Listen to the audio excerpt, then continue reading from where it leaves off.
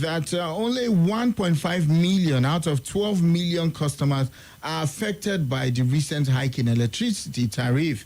He went on to say this on Friday. Recall that NEC, which is Nigeria Electricity Regulatory Commission, had announced an increase in electricity tariff by Band A customers from 68 naira per kilowatt to 225 naira per kilowatt. From the latest statistics, we have about 12 million customers in the sector, and this tariff increase will only affected 1.5 million. The rest, 10.5 million customers, will continue to enjoy government subsidy, which is almost 70% of the population. The review is in conformity with the policy trust of maintaining a subsidized pricing regime in the short run or in the short term with a transmission plan for achieving the full cost reflective tariff for the sector over a period of 3 years. And Mr. Fadipe is here once again, who is also one who advocates and who is also a man who talks about the tariff and all of that, who knows some of these things. Usanforgod, you're welcome. But one would also look at Mr. Fadipe. I mean, looking at what exactly is Band A. We need to take this thing like school children this morning, because up until last week Thursday, some people did not realize that there was Band A, there was Band B, there was Band C. I met someone yesterday who said if Band A is at 220 something naira per kilowatt, she would prefer to be in Band Q. And just have no band at all. So let's go from there, Mr. Fadipe. Yeah, thank you very much, the billionaire. Thank you, other colleagues in the studio. I think in journalism you don't have females, so that's not strange now. Anyway, and then to the Nigerian Info listeners out there. Now, so just as Effizy said, let's take it as nursery pupils. Band A is just what A is, the first alphabet in the alphabet, and of course A means number one. So those who are in Band A essentially are those who take energy 20 hours and above. That's the classification. And then Band B are those who take energy 16 hours and above, but not up to 20 hours. So it could be 19 hours, 59 minutes. And then those who take, Band C will be those who take 12 hours and above, but not up to 16 hours. And those who take, Band D will be those who take 8 hours and above, but not up to 12 hours. And then the last line, Band E, those who take 4 hours and above, but not up to 8 hours. Again, that's a very shameful thing to say that we have those who are 4 hours and above and all of those kind of things. I think, Mr. Fadipe, if you even talk about shameful part, I don't think that is quite shameful if you look at it, because, if we say we have 12 million people who have access to electricity in a country where it's estimated that we are 200 million plus, I think that's where the real shame. Well, there are so many shameful things about the power sector and indeed about Nigeria anyway. I can't imagine that people will go and vandalize. We'll get to that point, but I can't imagine that people will go and vandalize public assets like transmission towers. People will steal transformers. People will vandalize transformers, cables, and all of even underground cables.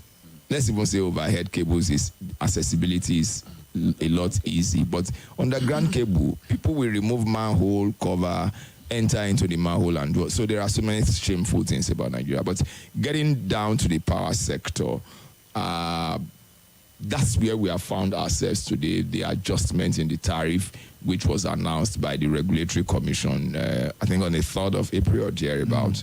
And that stems from a lot of things that the power sector itself has been grappling with. One of the fundamental things it has been grappling with is this issue of liquidity. How much money do we need in the sector for the sector to be able to deliver on its mandate? That's a major question. And that's one of the fundamental reasons why government in the first instance decided to privatize. One, that look, because of the huge amount of money that is required to fund the sector and make it deliver on its mandate, I don't have the power to do that. And those who are familiar with the history of privatization will know that it dates back to even the Babangida years. So we are talking of something of about 1985 or thereabouts, which is about 39 to 40 years ago that we've been discussing the issue of privatization, until we had the courage to do it during the Jonathan administration, and it was given to private enterprise or equity owners. So the first one is that, okay, look, I don't have the money to do it. The second one is, how much do I need to charge? Do I see electricity as a commodity or as a social service? That argument has always been there. If you see it as a commodity, then you want to charge what you may call the right cost, or the cost that will enable the sector to fund itself and then continue to provide that service as a going concern. So these are some of the issues that have been plaguing the power sector up till now. And the issue of subsidy, the issue of liquidity, they go hand in hand. What government says they have done now is to remove the subsidy for those class of customers that you call Band A, which constitute 15% of the entire customer population, and they consume 40% of the entire load that is available in the grid at any point in time. All right, Mr. Fadipe, let me hold you on that. Let's run for a quick commercial, and when we come back, we'll take the conversation from the Band A, which subsidy has been removed from, and see how long can this stay true? What will be the lifeline of all of this? Stay with us. We'll be right back. Doesn't mean I'm afraid of all the things that you say, but I just...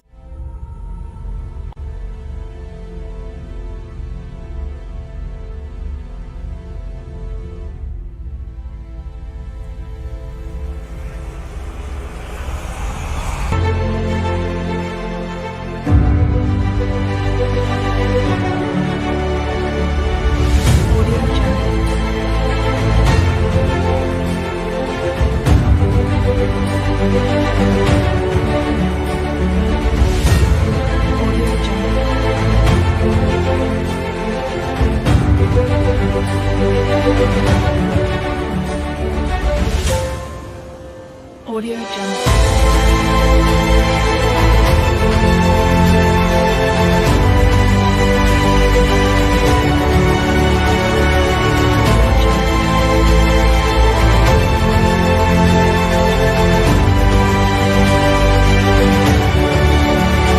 This is Nigeria Info. Nigeria Info.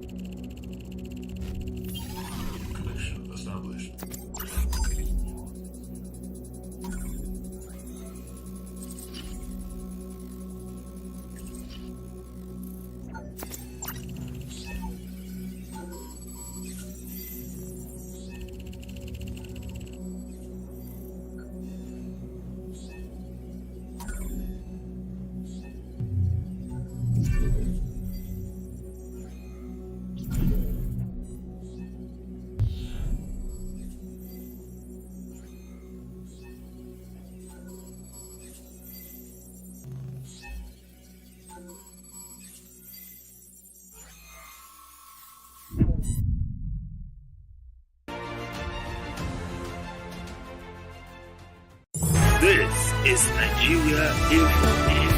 Nigeria Info.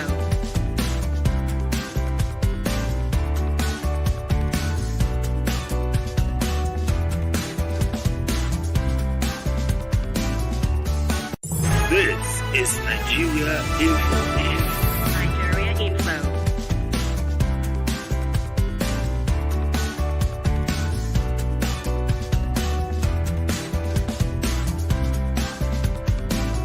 This is Nigeria Info. Nigeria Info.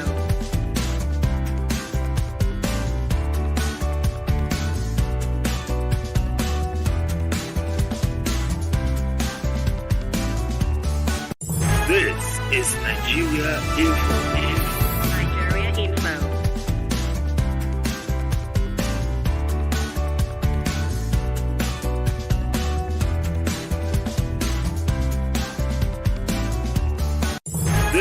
is Nigeria Info.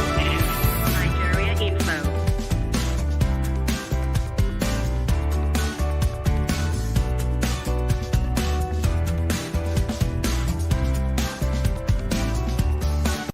This is Nigeria Info. Nigeria Info.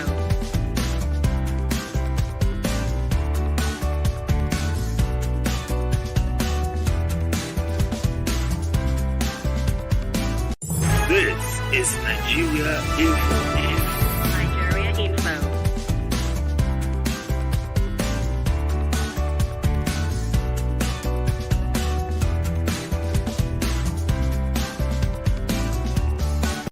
This is Nigeria Info. Nigeria Info.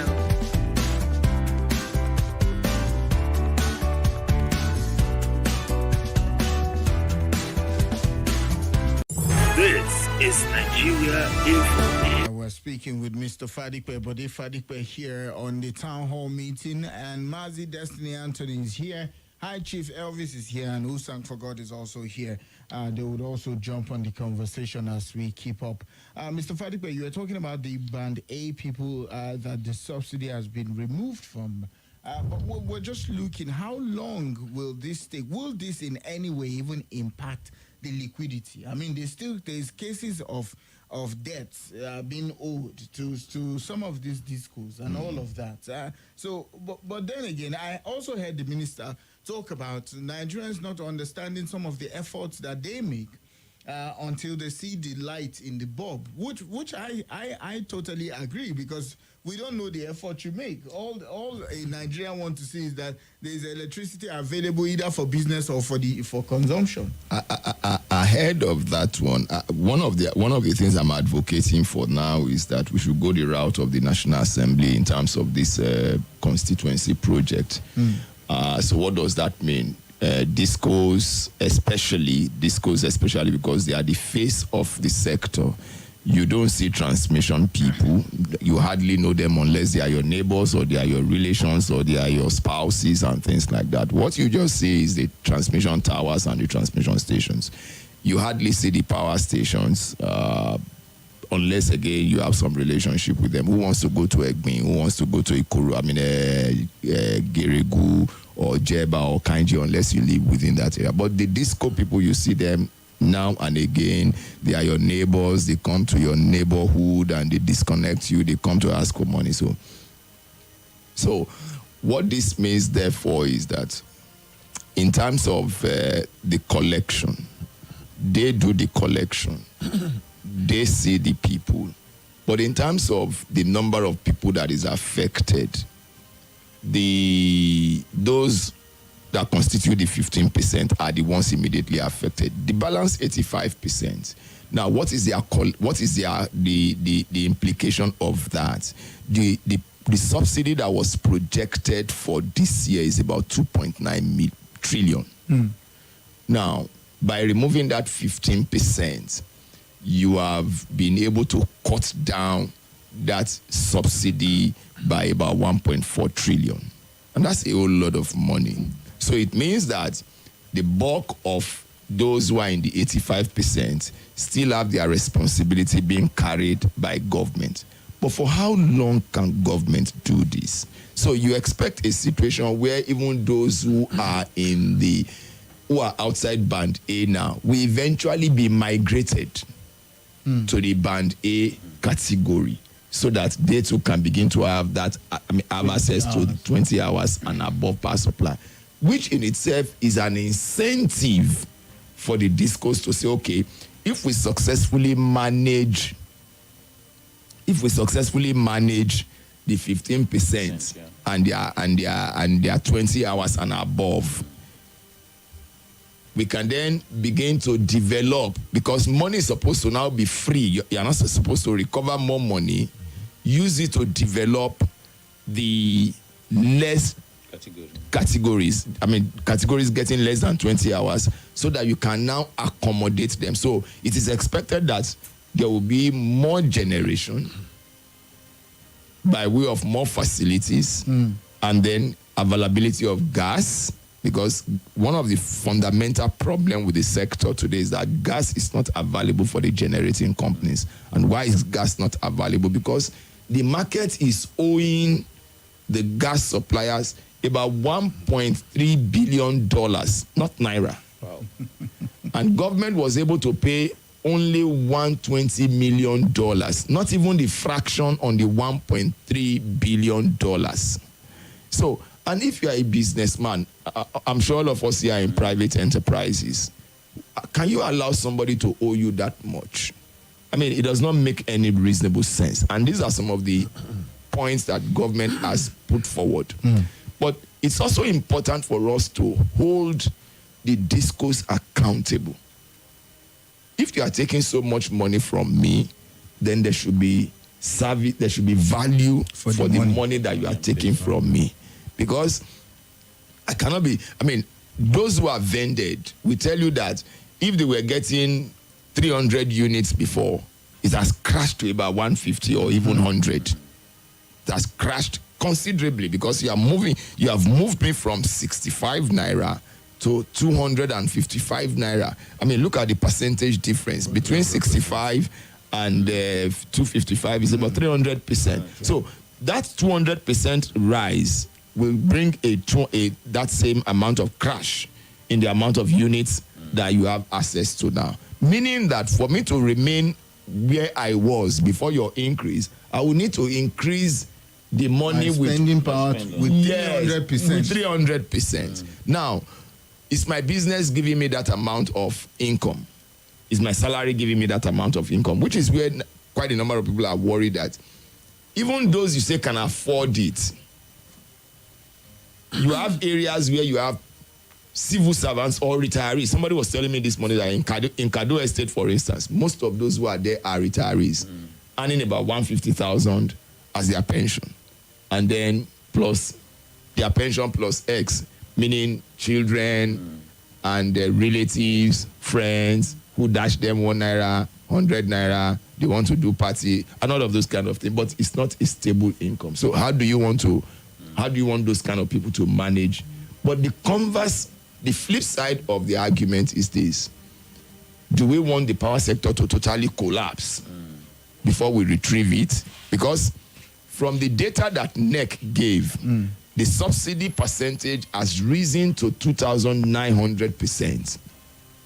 And that 2,900% is the 2.9 trillion naira, which is about 10% of the national budget itself.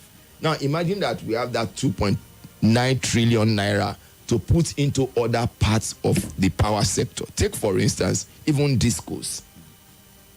Metering, for instance, because that's another sore point that, okay, look, what about customers who are on estimated billing and they're in band A? Because take for one thing, people have limited this band A to those living in Asokoro, Jabi, Maitama, Garki, Utako, and things like that. But there are band A customers in Papi. Yes, because Pape, for instance, is supplied from Asokoro. You know, it's like Queen's Drive and Morocco in those days. Yes.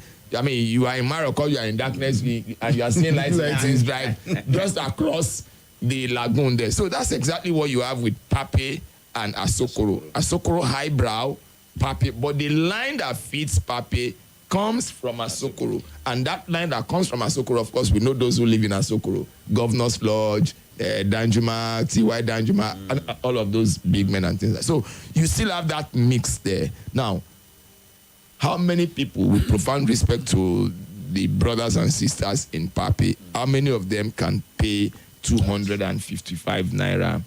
225. Okay, for a unit of electricity. But the question remains the question. Can government continue to subsidize the power sector? But then again, people would also have conversations around in other climes, government still subsidize some form of things for our citizens, if you look at it. But Mr. Fadipe, you have also been in the power sector for a long time, and I want to take you really back, like way back. Let's start from NEPA. Did we have this kind of issues with NEPA? Now, thank you. You've really taken me very far back.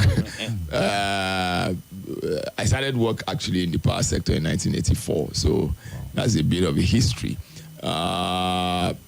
We didn't have this kind of situation, principally because electricity was seen. Okay, let's do a bit of history too. For a very long time, electricity was seen as a social service, and let's understand how it got into the country. It got into the country purely from colonial masters. Okay, that's why you have GRA. They were living in GRA and they started with generators and all of those kind of things. So they were having, and then gradually it began to spread to the people. Our fathers and grandparents who went abroad and came back and said, okay, look, we have been exposed to civilization. Guess what? The difference between when electricity got to UK and when it got to Nigeria is just about 15 years. Wow. It's just about 15 years difference. But would you say their development, development of their power sector and our own power sector is still that 15 years? It's almost like Stone Age and modern age. That's that's where we are. Because even for 100 years, we have not been able to electrify all our towns and villages, even our cities. There are places in Abuja, which is a federal capital territory of the Federal Republic of Nigeria, there is no electricity in this federal capital territory. Or if there is electricity, is unstable. Some people have always wanted to use the word epileptic. So what am I trying to say? At that point in time, electricity was seen as a social service. Luckily enough for us as a country, we came into wealth, and then, like people have said, we didn't know how to spend the money. So government was not really bothered about whether the then NEPA was collecting the money or it was not collecting the money. They were ready to fund their capital expenditure as well as their operating expenses, OPEX, their salary, purchase of vehicle, build the power station. I think the last power station any meaningful power station that was built was Egmi. Yeah. 1,320 megawatts. Otherwise, every other one that is after Egmin, like Zungeru. And you can imagine Zungeru and Mambila, they had been planned several years ago. They are just being delivered, particularly Zungeru. I don't think Mambila is even near delivery at all. So what am I trying to say? There was a time in this country where electricity was seen as a social service. So whether you are metered or you are not metered, there was a meter company in Zaria then called MCon in Zaria. That company also went into extinction for whatever reason then. So electricity was seen majorly as a social service, so nobody was bothered about it.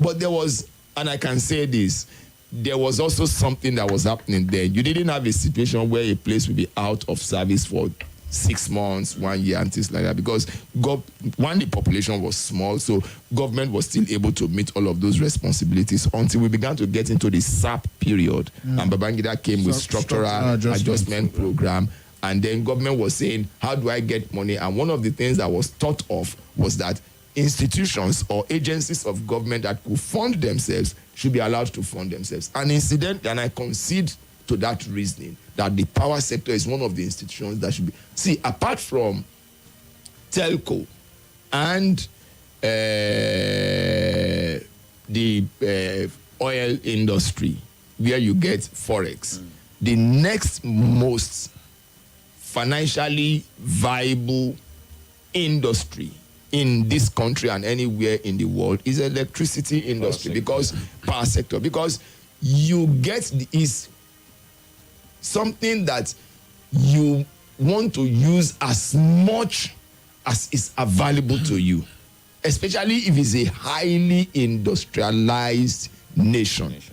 Because it's still cheaper to do from the grid than from the public. That's one. Number two is the fact that there is an extent to which alternative sources like solar can drive your industrialization. It's good for maybe domestic use, airports, residential accommodation, schools, and things like that. But when it comes to real productive process, like Ajaokuta Steel, I can't see solar driving productive process or production process in a place like Ajaokuta Steel. But if Nigeria Info decides to go solar, they will be conveniently on that diet, and they won't blink. They won't even know. And we have a lot of solar resource in this country. So let's bring it back to the house now, and let's start with High Chief. Then we move to Usang and Mazi. Is there any question we need to go then before we go to the phone line? The billionaire, thank you very much for this rare opportunity. Honestly, the subsidy removal in the power sector has really created a lot of grouse across the country.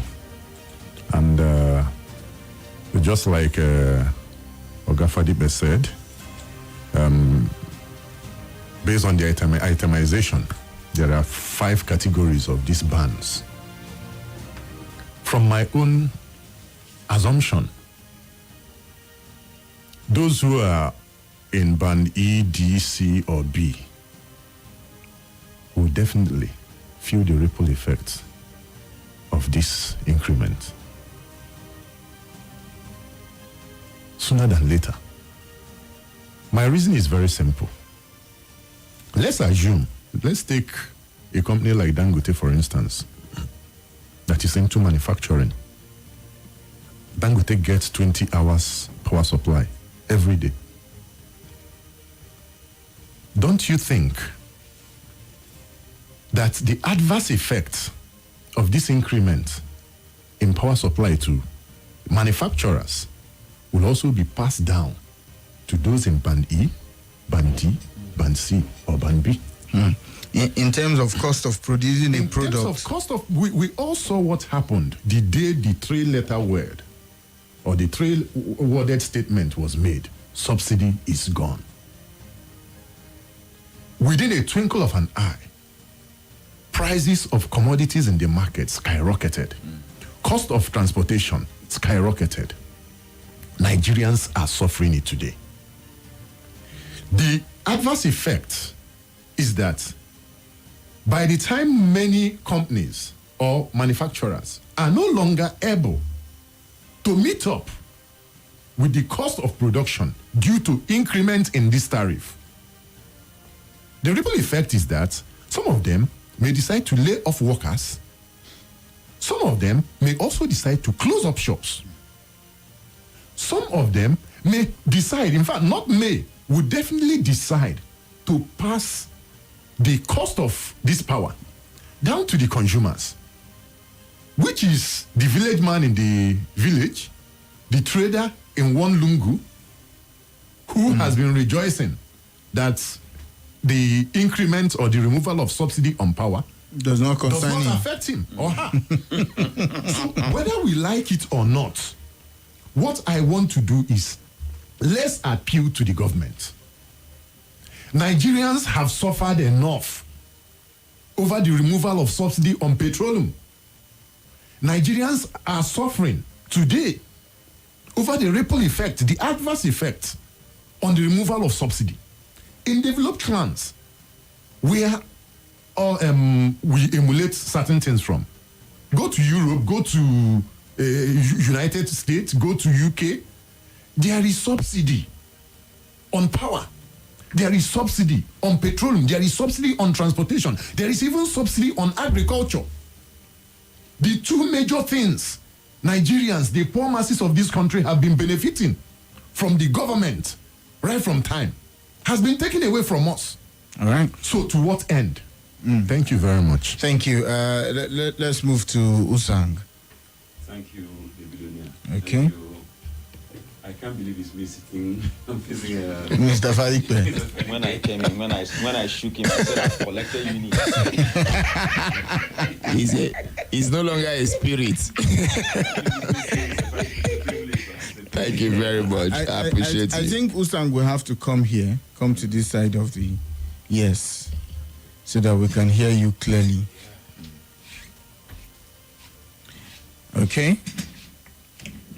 Okay, let me just repeat what I said earlier on. I said it's a privilege. Thank you so much for the honor that I treasure so much and be craving to meet. So Thank I you, really sir. follow you up and want to appreciate you. Thank you, sir. So I wouldn't also forget to appreciate you and the Nigerian Info for this privilege extended to us, sir. Thank you, sir. Yeah. So let me go straight to my few concerns. As a matter of fact, when this issue of a subsidy came up on the 1st of April, I thought it was an April Fool. I didn't believe it because I thought that it was somehow insensitive or not properly timed. The reason is because we're just coming up from trying to get used to the subsidy removal on fuel. Yes. And then that was followed up by the dollar exchange rate, which the government has tried so much to try to to bring down. The effect of those two is that the cost of living has gone high, cost of doing business, and it's impacting every sector of our lives. And so, if we're trying to recover, to get stabilized in terms of things getting normal, I would have thought that the right time to remove subsidy on electricity was not now. And then going to the issue of ban A, B, C, and that, I want to think that that strategy was not properly considered because like Mr. Fadipe said, the assumption is that it's only people in Asokoro, Setu, Maitama that in ban. And I ask, what is the criteria to choosing this ban if it's not by what he said? Because if you go to some areas, I want to mention particularly like Garaku in Nasarawa State, Kefi, and all of that, they have constant power supply. Even in Abuja, there are some places you go to, rural area, constant power supply. And so if you are saying that the reason for stratifying the country is based on how much power they have, I can tell you that example I gave defeats that argument completely. And if we go back to what I think is a way, those in Banzet should not even celebrate. Like Elvis said, apart from the ripple effect, it's a matter of time. The government is testing waters. This thing will go down. And even before it goes down, we all are partaking. Sir, let me mention one aspect.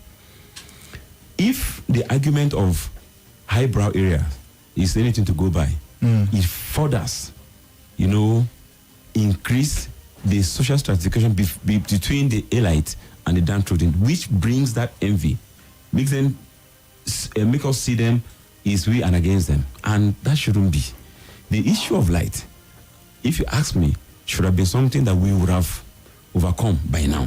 He said we're about age mate with the UK in terms of when power came. How come? I mean, the federal capital cannot boast of constant power supply, at least for 24 hours. Another question there. Mazi. Sir, good morning. Yes. Good morning to our listeners. I sometimes, when we do things in this country, I just feel like those who elect to lead us don't really care, about the people they are leading. Number one is like this thing that they say subsidy removal, whether we're talking about the power sector or the other sector, the petroleum sector, it looks like it's unending. Somebody will announce it's being removed. The next time you see somebody say, we've removed subsidy, and you begin to wonder, is it that when you remove this thing, grows back like a lump and comes back? So every day you're hearing stories being removed. Secondly, this Mr. Benjamin raised some, very valuable points. But I also want to say something. There are places where you go to. Let me just say this before I say that. Instead of this tariff, because I see that price hike, whether you're seeing it as subsidy remover, instead of raising, because I know they need fund, they need money, which is basic. Nobody is going to argue that. Why not stop the ones that you're losing through theft? People are stealing electricity like no man's business. There are places where you go to, I know in Kubwa, if you have 10 houses there, almost 8, everybody, they woke up in the morning, early in the morning, they will remove it. Late in the evening, they will connect that light. They will hang it, and then you steal electricity. Why not make up? And then even the people who are working, I don't know whether it has to do with maybe they are not well paid or they don't care. Even when you report some of those things to them and say, some of them looks like they are aiding some of those people. I mean, you call somebody who works with AEDC and say, so and so house, why are they stealing electricity? And it's like, in fact, if you're not even careful, they are going to tell the people that you're the one who reported them. You should have done something to stop those who are stealing, because if they generate, let's just say... Mazi, let's hold your thoughts there. We'll go for a quick break, and when we come back, we'll take it from there. This is an This is Nigeria Info News.